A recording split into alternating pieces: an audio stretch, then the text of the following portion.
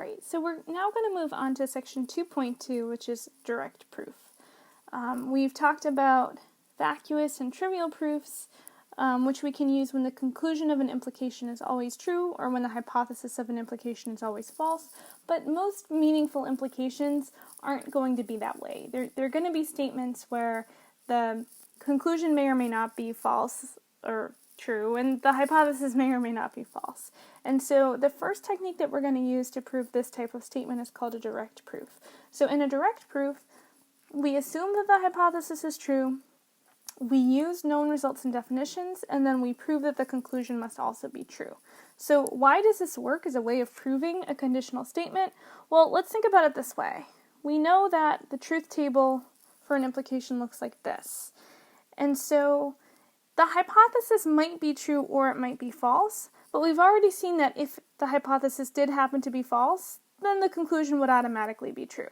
So we sort of just rule out these two cases because if the hypothesis is false, then there's nothing to prove, right? The implication would be trivially true. So we assume instead that the hypothesis is true. So we assume that we're in one of these first two cases. If we can prove that the conclusion must also be true, then that narrows us down to this first case here, and so then we can conclude that the conclusion, or that the entire conditional statement is going to be true. Alright, so assume the hypothesis is true, prove that the conclusion must be true. Let's look at a few examples.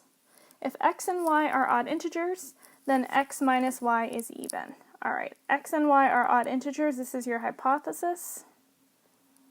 Then x minus y is even, this is our conclusion. So to prove this directly would mean to assume the hypothesis, assume that x and y are odd integers, and then prove the conclusion that x minus y must be even. So first of all, let's convince ourselves that this is true. So I'm going to just sort of come up with some examples here. X and y are odd, so let's say x is 1 and y is 5. Then x minus y would be 1 minus 5, which is negative 4, which is indeed even, so it works in this case.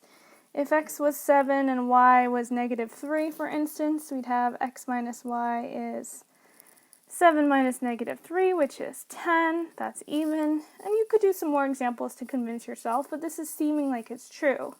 But we want to try and prove that x minus y is always even, no matter what x and y values you choose. I'm not going to be able to do this by just checking manually every single pair of odd integers. There's infinitely many.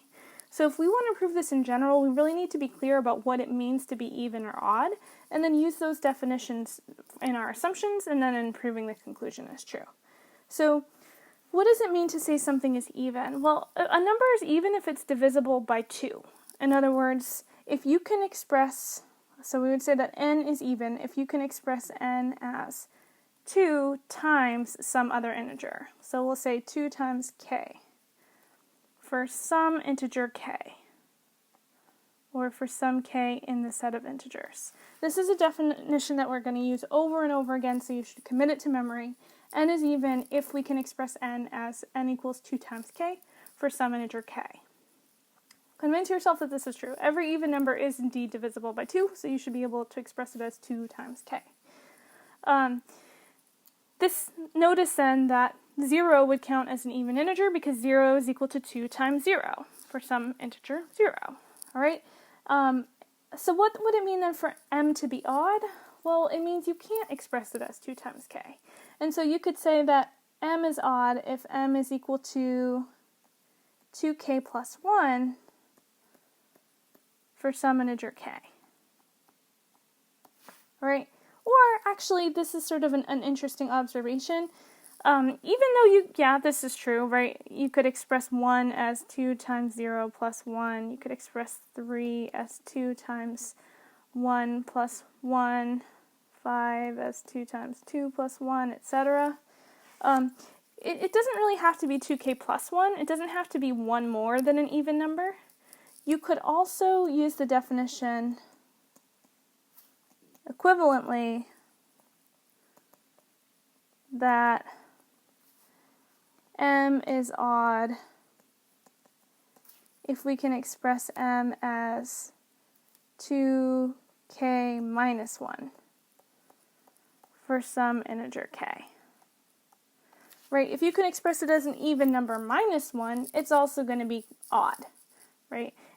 Essentially, we're just saying if it's 1 away from an even number, it's going to be odd. Now, one other thing to point out, I probably shouldn't have used k here, just because we already used it in a definition up above, and it's good to use different variables when possible. So I'm just going to change this definition just a little bit, just to be clear that the 2j plus 1 that I'm talking about here isn't necessarily going to be the same 2j that I used up above, or I guess I don't want to use 2k plus 1 here because I don't want to say that it's actually just 1 more than 2k from up above. All right, so just use different variables when you can. All right, so with that in mind, we're trying to prove that if x and y are odd integers, then x minus y is even. Before I do a proof, I like to set up a little table for myself as sort of an outline for the proof. First, I'm going to write down what my assumptions are, and then I'm going to write down what I want to prove. So in a direct proof, you always assume the hypothesis. Assume x and y are odd integers. So by definition, that means x can be expressed as, let's say, 2k plus 1 for some integer k. And y is also odd, so we can say y is equal to 2j plus 1 for some integer j. All right, I'm using two different variables here because x and y don't have to be the same odd integer. Like, they don't have to both be 5. One could be 5 and one could be 7. So I'm using a k and a j here just to differentiate that x and y are not the same odd integer necessarily. Now, we want to prove the conclusion. We want to prove x minus y is even. Right? We assume the hypothesis. We prove the conclusion. So to prove that x minus y is even, we need to prove that we can express x minus y as 2 times an integer. Right? We say that a number is even if we can express it as 2 times an integer. So I need to show that I can express x minus y as 2 times L for some integer L. Right? This isn't the proof here. This is just a background for the proof to help me when I actually go to write the proof. Right? This is sort of an outline. It's telling me where I should start the proof and where I should end the proof. With this in mind, let's see what we can do here. All right, proof. First thing we want to do is write down our assumptions. Assume x and y are odd integers. Then by the definition of odd,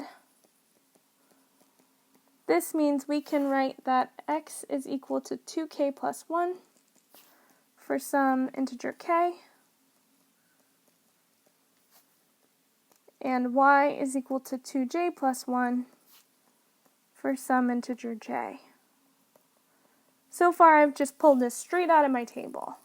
Right? I'm justifying why this is true by the definition of what it means to be odd, but I've really just pulled this right out of my hypothesis, so the assume side of my table. Now, we need to show that x minus y is even. I'm just going to let the reader know what it is we're working towards here. We must show x minus y is even. Okay, so notice we're trying to prove that we can express x minus y as 2 times some integer L. So it's probably going to help us to start with this expression x minus y and rewrite it in some way using what we've done up above, right? We've already expressed x as 2k plus 1, so I'm just going to rewrite this as 2k plus 1. And we've already expressed y as 2j plus 1.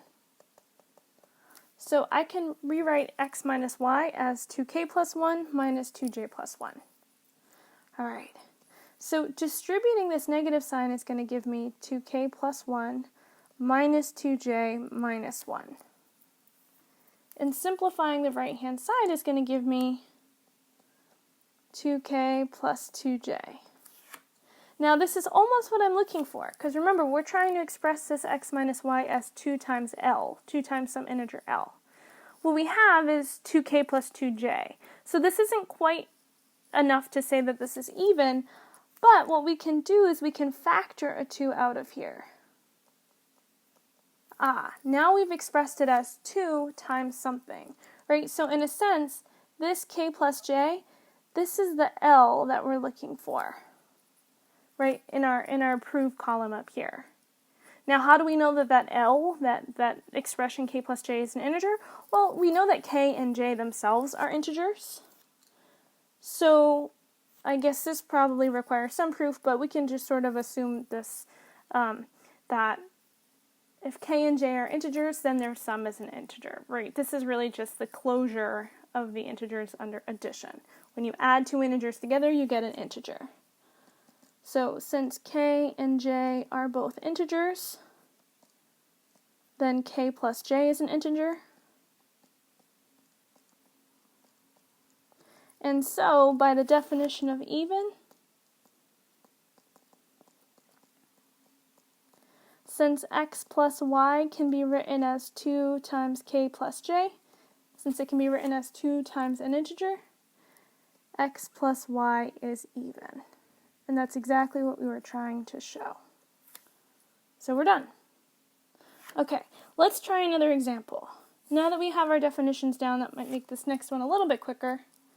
Prove that the sum of an even and an odd integer is odd. Alright, if you add an even and an odd, do you always get something odd? 2 plus 5 is 7, which is odd. 10 plus negative, even plus odd. 10 plus negative 7 is 3, which is odd. So, okay, this seems to be true. To prove this directly, we would assume the hypothesis and prove the conclusion, but this isn't really expressed as a conditional statement. It's not an if-then statement, at least not yet. So we need to first rewrite this statement as an if-then, right, as a conditional statement. So what does this mean? Well, we're trying to show that if you start with an even and an odd, then when you add them together, you get something odd. So we can rewrite this as if x is even and y is odd, then x plus y is odd, right? Then the sum is odd. All right, now, to prove this directly means we need to assume the hypothesis. That's everything after the if and before the then. So we'll assume this part. And then we need to prove that the conclusion is true. We need to prove that this part, x plus y, is odd. So just as some scratch work here, I'm going to set up my little table to help guide my proof. Assume, prove. Assume x is even. Okay, that means x is equal to 2k for some integer k. And we assume y is odd. Y is equal to 2j plus 1 for some integer j. Again, I'm using a different variable here because I just want to clarify that x and y don't have to actually be 1 apart, right? You could have 2k and then 2j plus 1 for a different j. Now, what are we trying to prove? We want to prove that x plus y is odd. So we want to show that x plus y can be expressed as an odd integer. So odd means 2 times an integer plus or minus 1 for some integer L. You could have used a minus there if you wanted to. I'm just going to use a plus, but it doesn't matter. They're equivalent definitions. So let's try to use this table to help guide our proof. All right, proof. Start off with our assumptions. Assume x is even and y is odd. What does this mean? Well, by the definition of even and odd,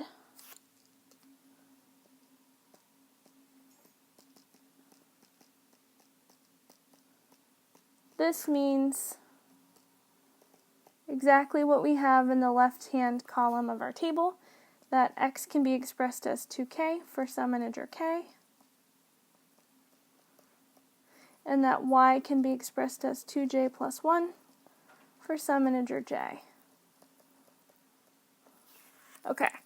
All right. Now we want to show, let's just lay this all out for our reader, we must show that x plus y is odd, right? Since we're trying to prove something about x plus y, I'm going to go ahead and try and rewrite that expression x plus y using our definitions from up above. x can be expressed as 2k for an integer k, and y can be expressed as 2j plus 1. So x plus y can be expressed as 2k plus 2j plus 1. Now we're trying to show that that x plus y can be expressed as 2 times an integer plus 1, right? 2l plus 1 for some integer l. I have 2k plus 2j plus 1, so I got a little bit more than I need, but just like before, I can factor out a 2 from these first two terms. Not from the whole thing, but from the first two terms at least, right? And then I have this extra plus 1 at the end, and this is actually exactly what I want. This k plus j here on the inside, this is the L that we're looking for up above, right? Again, k is an integer and j is an integer, so we know that k plus j is also an integer. So we've shown that we can express x plus y as 2 times an integer plus 1. And that's exactly what it means to be odd, right? So I guess let's actually make sure we're really clear here. Since k and j are both integers, then k plus j is an integer also. So by the definition of odd, we have that x plus y, which is 2 times k plus j plus 1, is odd. And that's exactly what we're trying to prove. All right. Oh, okay, that was the proof in the last one. Okay, so in the next video, we'll do a few more direct proofs using the idea of divisibility.